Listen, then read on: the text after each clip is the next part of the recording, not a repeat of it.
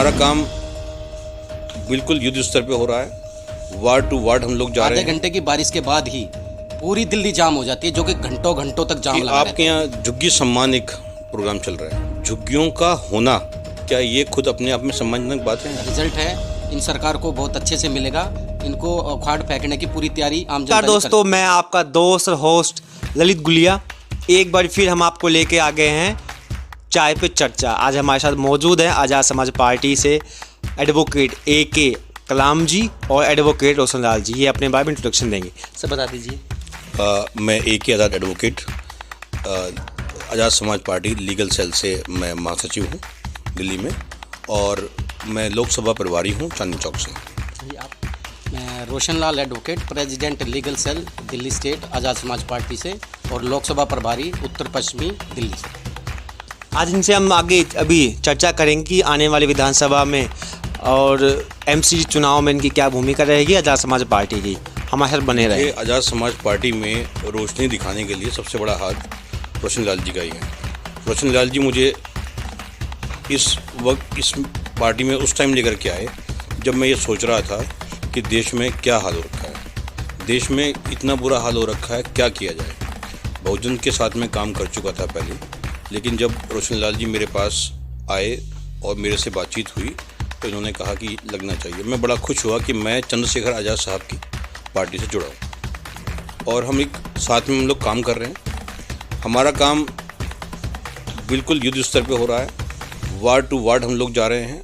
Ward में भी हमने ऐसा काम किए हैं कि हमारे वार्ड के अंदर, हर वार्ड के अंदर 200 से 250 जो है महिलाएं हैं जो काम कर रही हैं, और उसके बाद उन घरों से जो आदमी हैं वो लोग भी हमारी पार्टी में जुड़े हैं। और हमारी पार्टी चूँकि बाबा साहब के आदर्शों पर चलने वाली पार्टी है, और आपका बहुत बहुत धन्यवाद है कि आप हमारे पास पहुँचे और इंटरव्यू के लिए आप आए हैं, जिससे हम जो समस्याएं हैं, जो वार्ड की समस्याएं हैं, जो MCD में होने वाले कार्य हैं उनकी समस्याएं हैं, उन पर हम बातचीत कर सकें। क्योंकि जब तक समस्याओं को नहीं जान पाएंगे तब तक हम इस निष्कर्ष पे नहीं पहुंच पाएंगे हमें करना क्या है। आज तक पार्टियां जाती हैं, घर घर जाती हैं, वोट लेती हैं, वोट लेने के बाद बैठ जाती हैं। आपने तमाम इंटरव्यू देखे होंगे कि क्या होता है।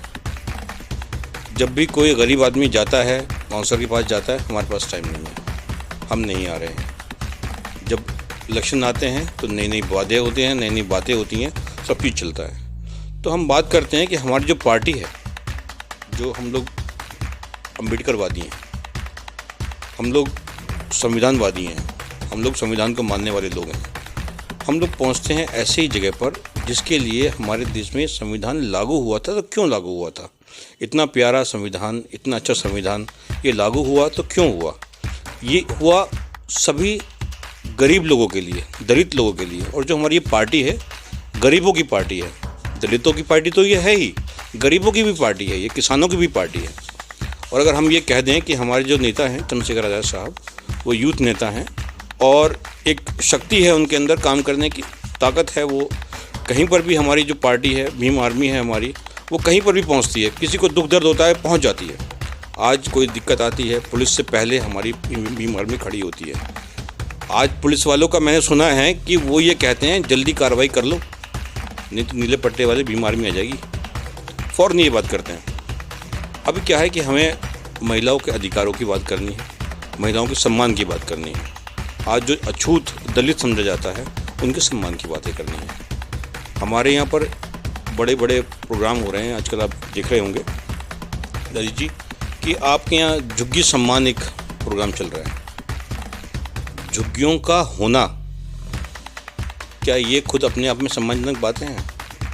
इतने सालों से सरकारें आई और चली गईं, क्या झुग्गियों की जगह मकान नहीं हो सकते थे? मकान हो सकते थे, लेकिन क्या किया गया कि उधर से आपका ट्रंप आते हैं तो उन झुग्गियों के सामने बड़ी बड़ी दीवारें खड़ी कर दी जाती हैं। उतने खर्चे से उन गरीबों का घर बन सकता है, लेकिन नहीं करेंगे, क्योंकि ये काम आने हैं, ये सब चीज़ दिखाना है कि इलेक्शन में किसके लिए काम करेंगे, किसके लिए काम करेंगे? इन्हीं के लिए काम करेंगे, दिखाने के लिए।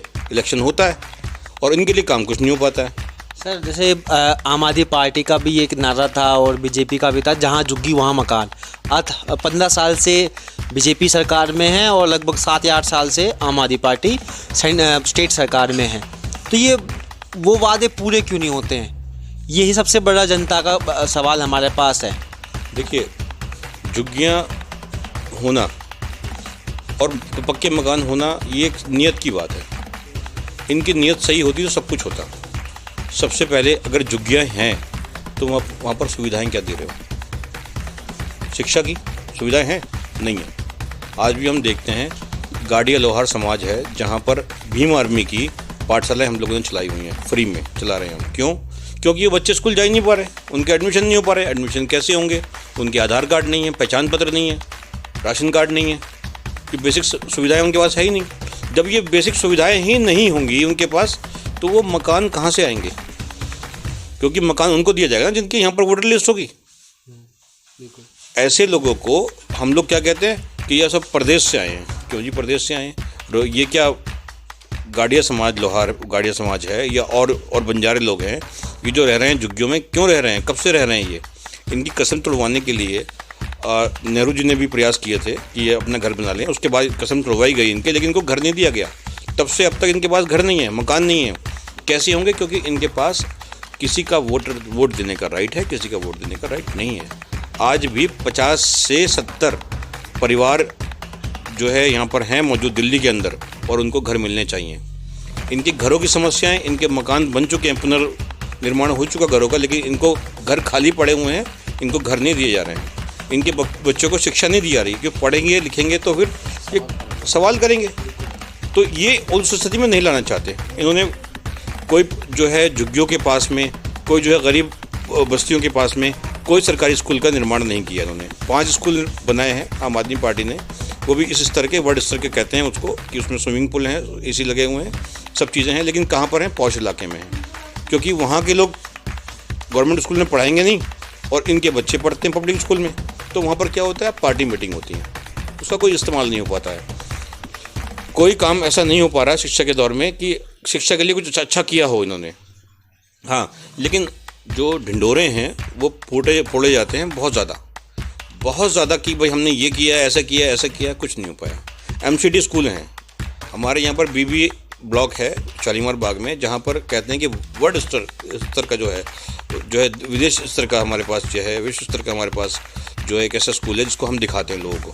जिस टाइम दिखाते हैं उस टाइम उसका लीपा पोती करते हैं, मेकअप करते हैं और दिखा दिया जाता है। लेकिन क्या अंदर व्यवस्था क्या है वो हम जानते हैं। अंदर व्यवस्था ये है कि वहाँ पर अध्यापिकाएँ जो हैं वो छुट्टी पर रहती हैं अक्सर। आज से अगर आप देख लें, लॉकडाउन से पहले 3 साल का रिकॉर्ड देख लें तो वहाँ अध्यापिकाएँ जो हैं कितनी छुट्टी पर रही हैं। और वहाँ पर होता क्या है कि 5th क्लास का बच्चा फर्स्ट क्लास के बच्चों को जाकर के किताब पढ़ाता है। तो जो उनको सैलरी मिल रही है, वहाँ पर स्टाफ कम है, मानते हैं, स्टाफ कम रहता है। जो व्यवस्था वहाँ चल रही है तो उसके लिए आवाज़ उठाने वाला कौन है? प्रिंसिपल साहब तो उठाएंगे नहीं आवाज़। क्यों? उनकी नौकरी है, सरकारी नौकरी है, वो जानती है कि स्टाफ कम है, लेकिन आवाज़ उठाने वाले लोग कोई है ही नहीं। ठीक है, आवाज़ उठाएगा जो उठाएगा उसको क्या कर दिएगा? UAPA है उसके लिए।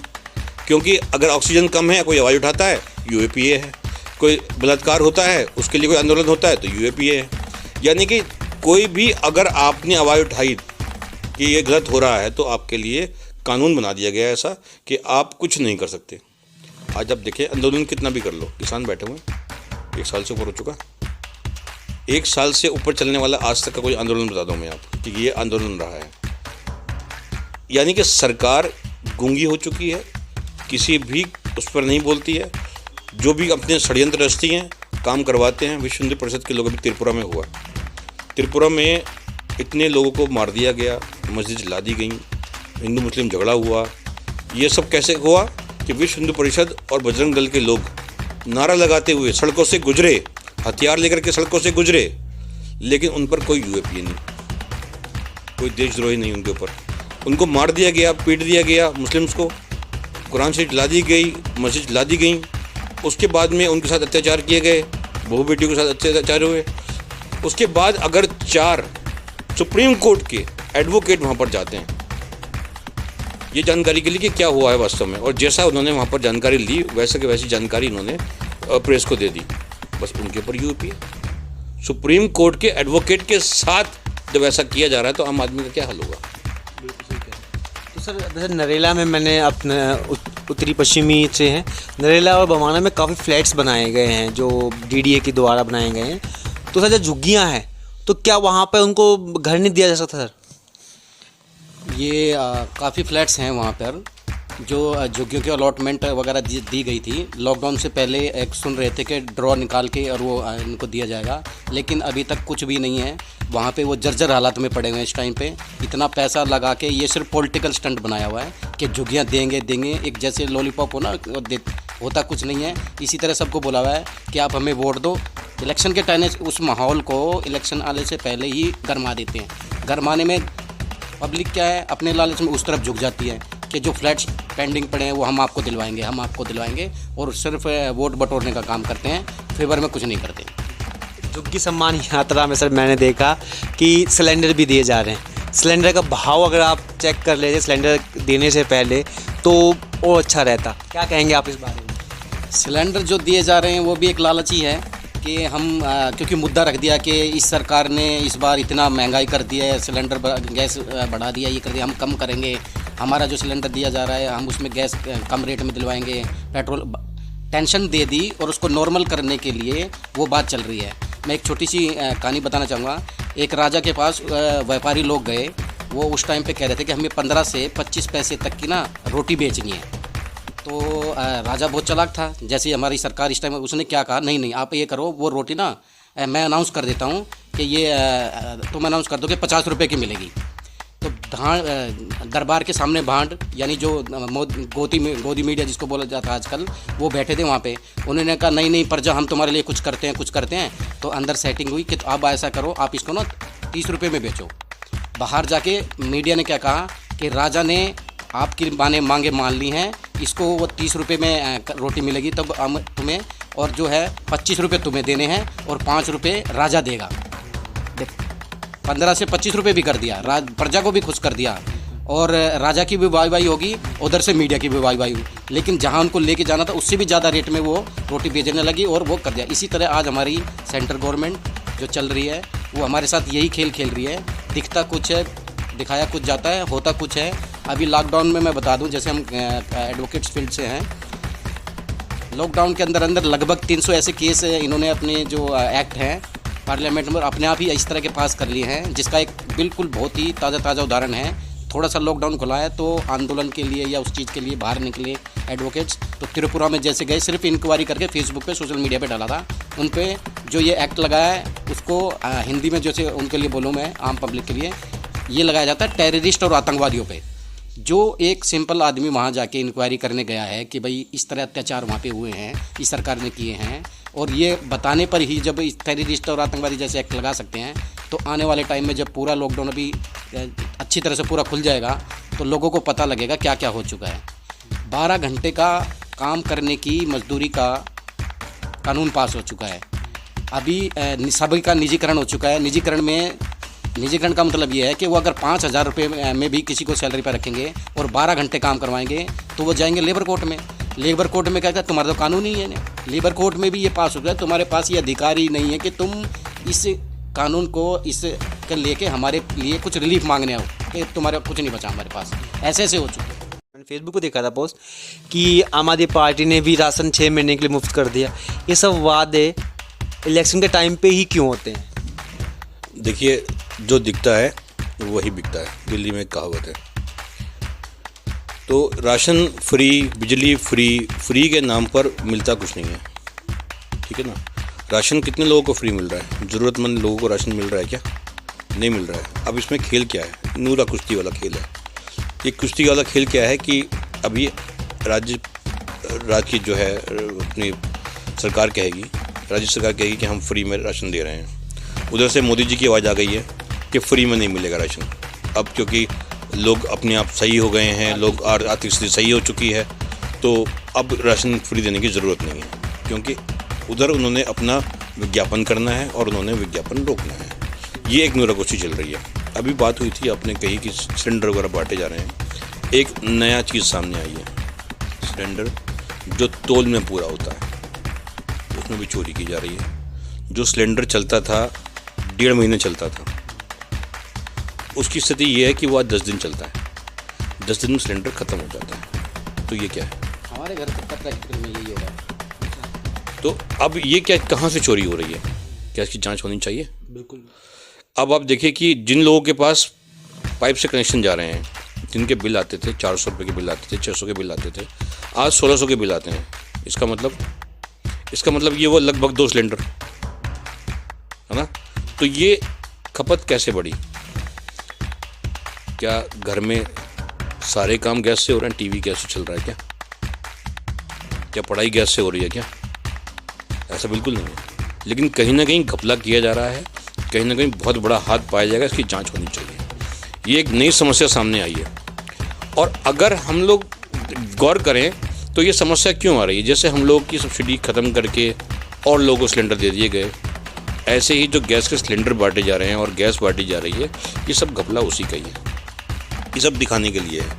आज जो झुग्गियों की औरतें हैं वो सिलेंडर वापस करने के लिए तैयार हैं। क्यों?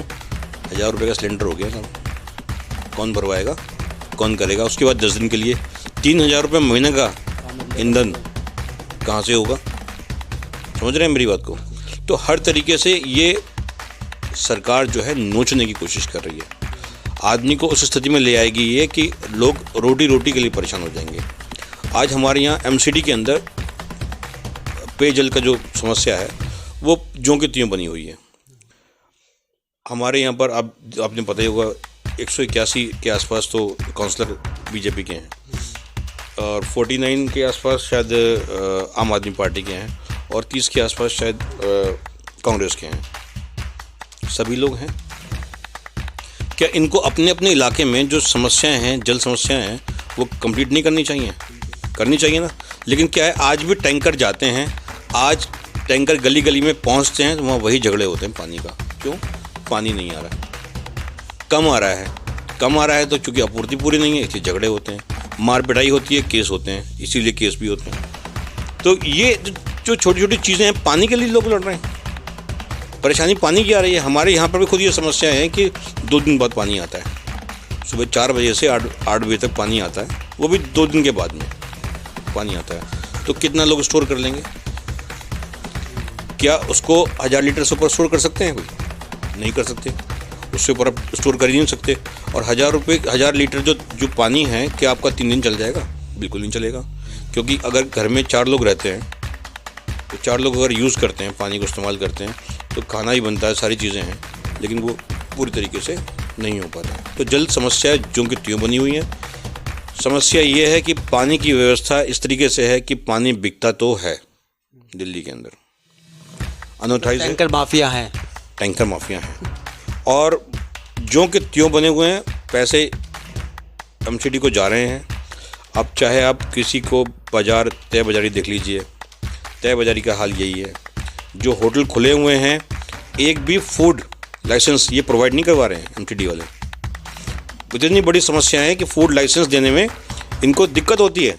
लेकिन अगर जो फूड के जो हैं, जो होटल हैं, जो रेस्टोरेंट हैं, वो चल रहे हैं बिना लाइसेंस के, उनसे पैसा लेते रहते हैं, उनकी रसीदें कटती हैं, उनसे पैसा लिया जाता है, पुलिस वाले उनसे पैसा लेते हैं, सब चीज़ चलती है। लेकिन अगर वो कोशिश ये करते हैं कि एमसीडी का किसी तरीके से हमें लाइसेंस, फूड लाइसेंस मिल जाए, तो उनको लाइसेंस देने में बहुत दिक्कतें होती हैं। ये जो प्रक्रिया है इन्होंने मजबूत नहीं करी हुई है।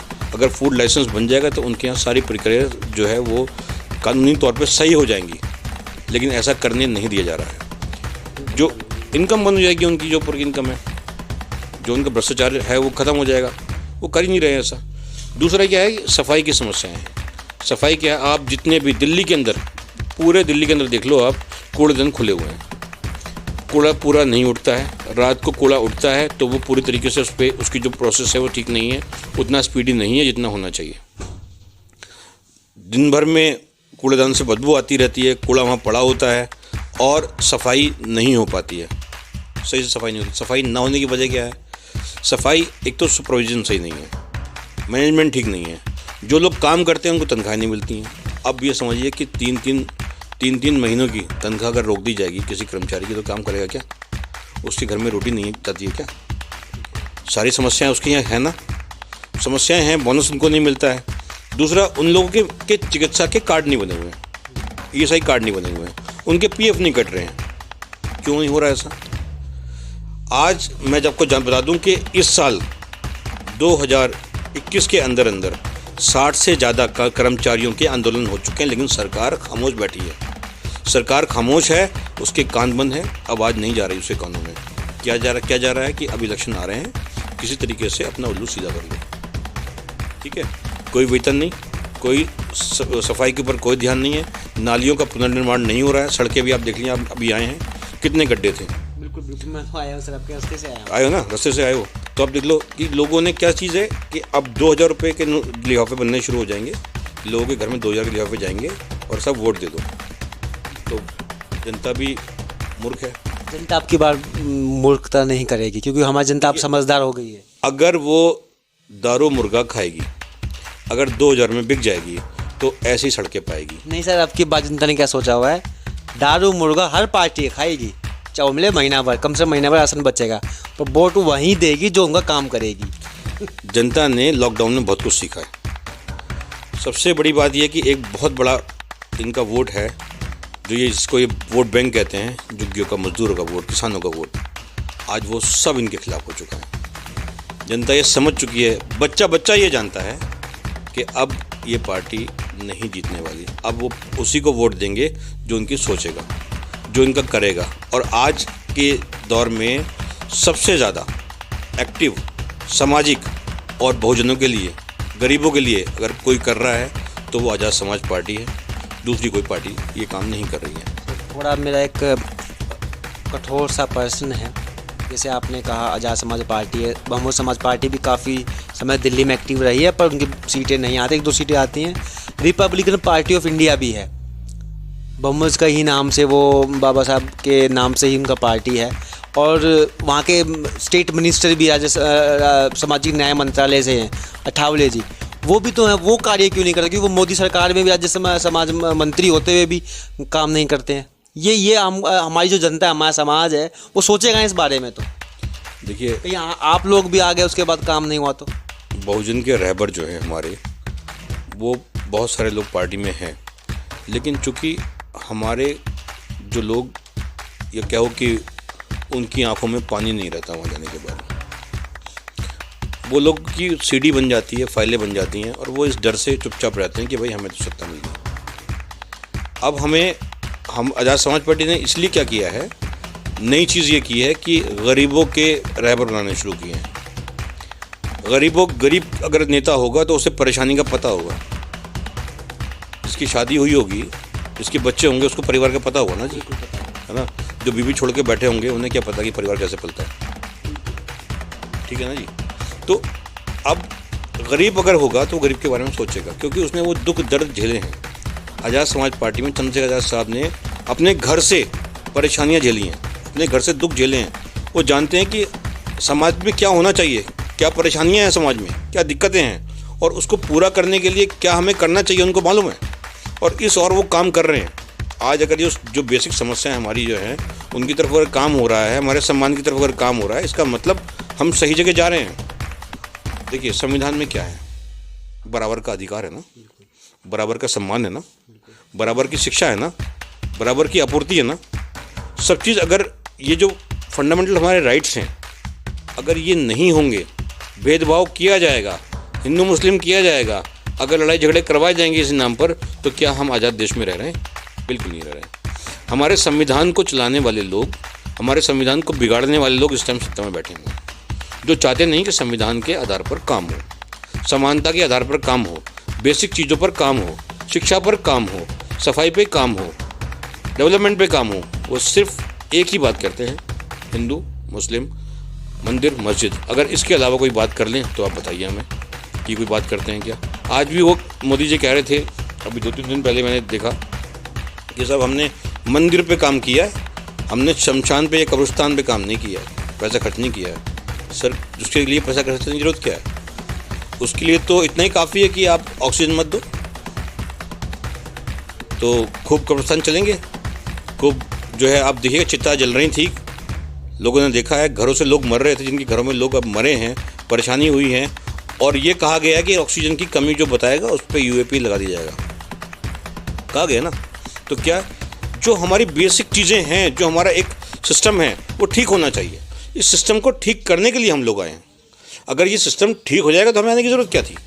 हमें आने की ज़रूरत नहीं थी, हम लोगों का ठीक चल रहा था, ठीक है ना। जब सिस्टम ये बिगड़ा है, सिस्टम ख़राब हुआ है, संविधान के अकॉर्डिंग ये नहीं चलेंगे, परेशानियाँ आएंगी। अब कर्मचारी को देखिए, साफ सफाई कर्मचारी है, उसको अगर सैलरी नहीं मिलेगी तो क्या काम करेगा क्या? आप कहते हो कि हमने सफाई अभियान चलाया। सफाई अभियान चलाने का मतलब ये नहीं है कि आप मोदी जी झाड़ू लेकर खड़े हो जाएं और एक दिन अपना वीडियो बनाएं, उसके बाद लोगों को दिखाएं ये सफाई अभियान में किया गया खर्च है, ठीक है। एमसीडीएम सरकार बीजेपी की है, सफाई अभियान चालू तो कर दिया पर सफाई हो नहीं रही है दिल्ली में। तो कैसे होगी? नीयत ठीक नहीं है इन लोगों की। नीयत ठीक होगी, पैसा सही जगह लगेगा तो होगा। आज ही आप देखिएगा। कॉफ़ी लीजिए। जी बिल्कुल। चर्चा तो चाय पे करते पर थोड़ा मूड था कॉफ़ी पी लें आज। ठीक है, कोई नहीं।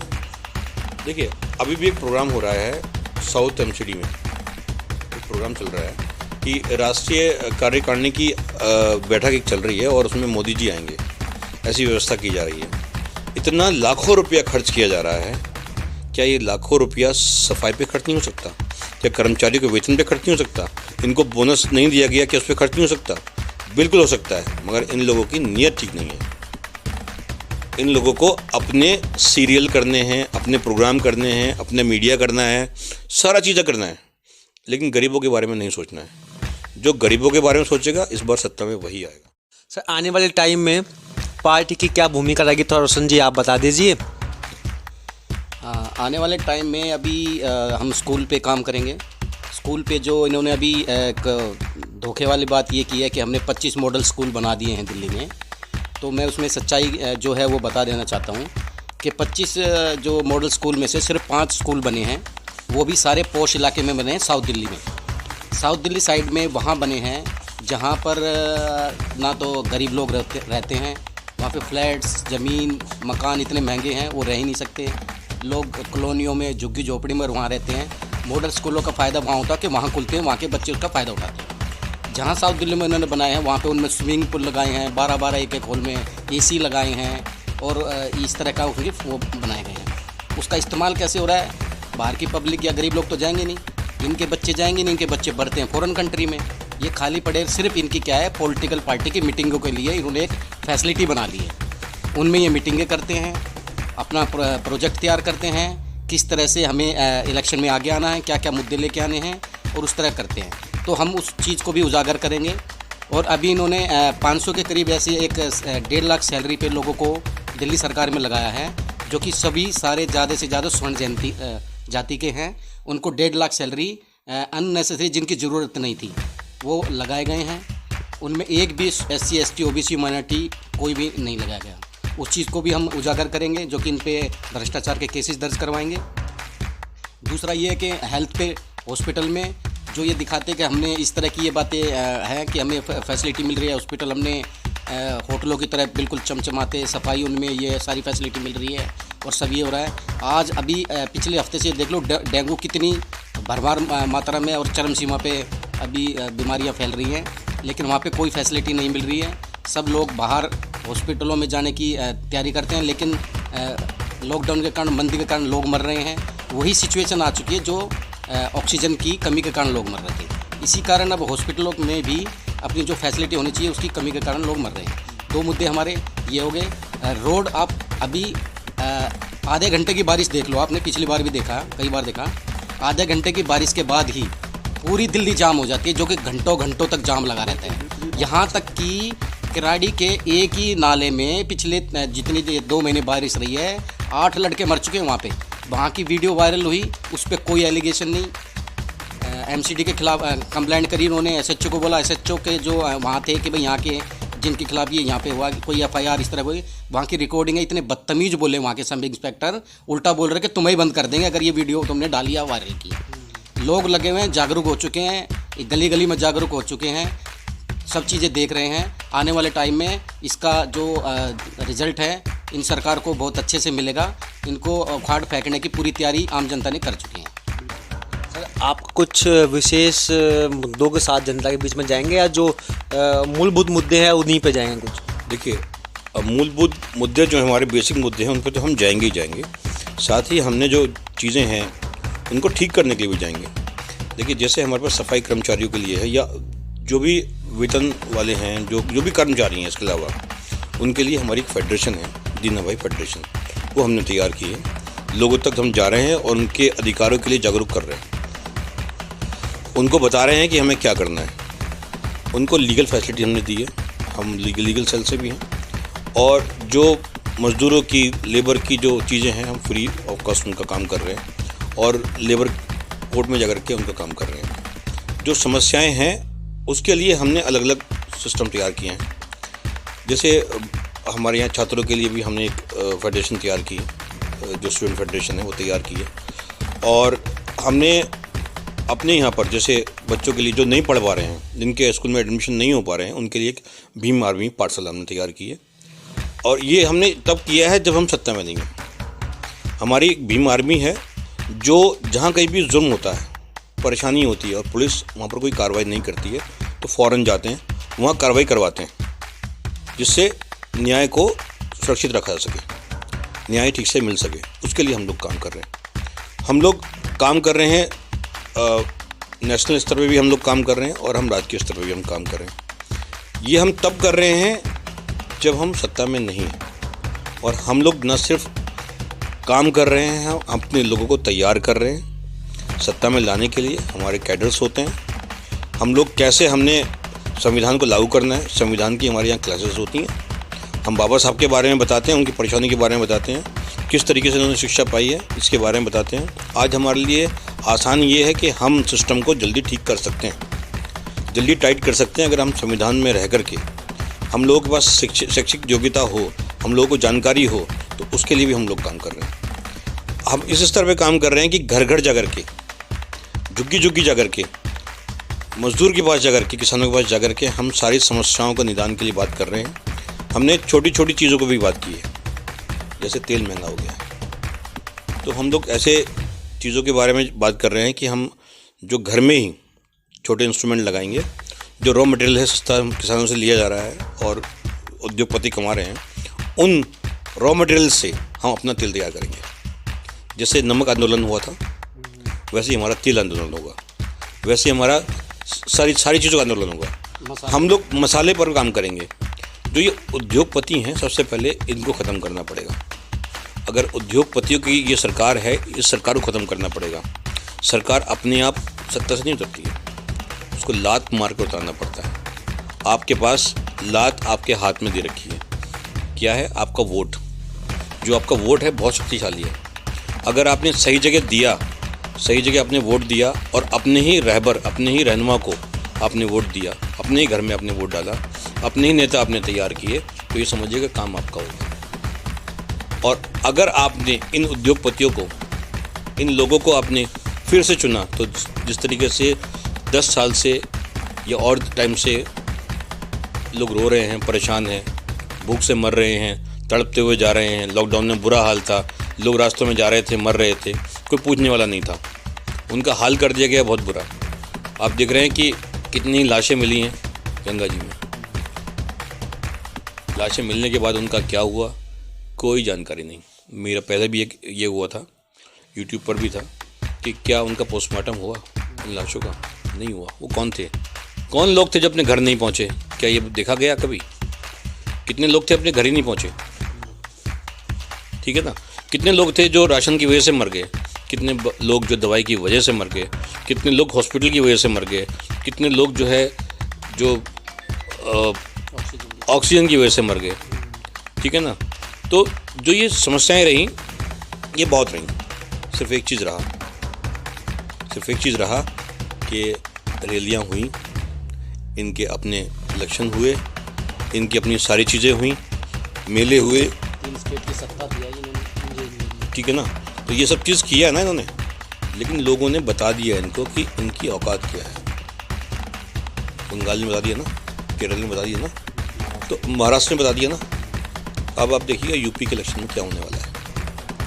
ये सत्ता बहुत जल्दी करवट लेगी, और ऐसी करवट लेगी जो पहाड़ों पर जो तबाही हुई है ना, वो इनकी सत्ता में परिवर्तन आएगा। उसी से पहाड़ों पर जिस तरह से जो है पूरी तरीके से पलट गया है ना, पृथ्वी पलट गई है, इनकी सत्ता वैसे ही पलटेगी। क्योंकि आज भी इनको शर्म नहीं आ रही है, आज भी ये अयोध्या में जाकर ये कहते हैं कि हमने मंदिरों पर काम किया। शर्म नहीं आती इनको? अपने गुंडे तैयार करते हैं।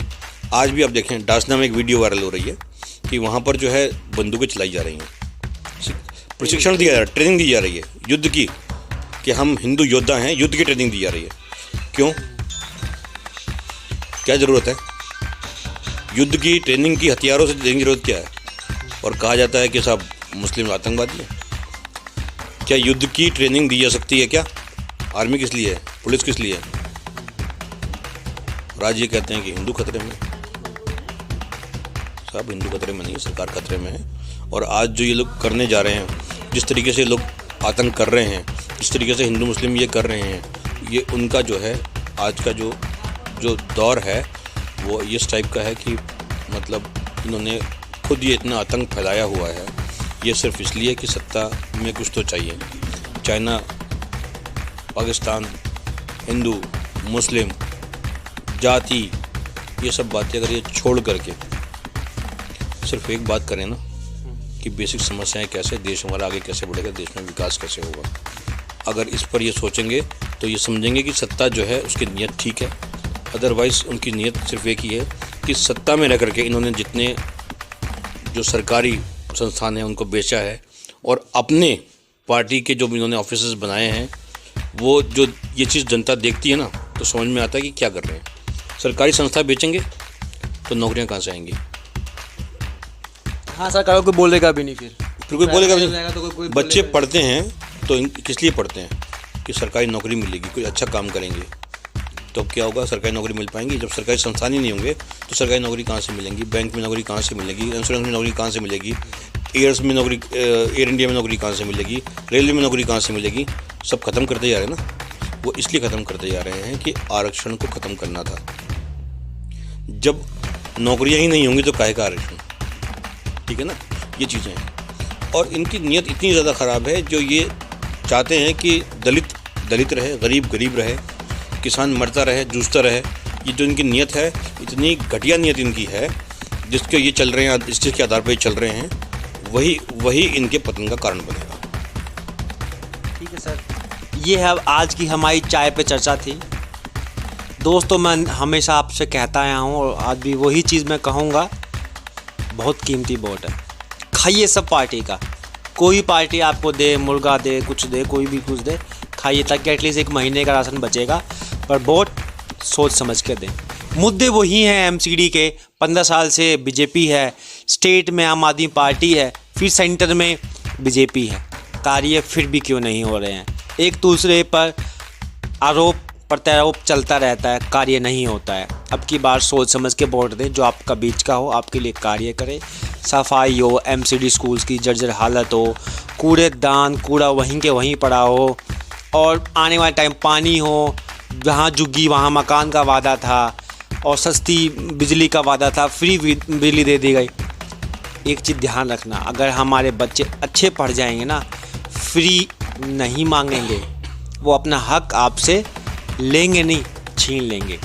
इसीलिए शिक्षा का स्तर जो है बिल्कुल भी अच्छा नहीं।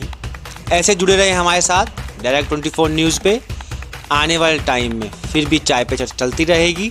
लाइक शेयर सब्सक्राइब करना मत भूलिएगा, और समय पे देखते हैं आज़ाद समाज पार्टी का आने वाले इलेक्शन में क्या भूमिका रहेगी। अगर जीतते हैं उसके बाद भी हम इनको फॉलो करते रहेंगे कि जो ये कहते हैं वो करते हैं या नहीं। जय हिंद, जय भारत, जय भीम।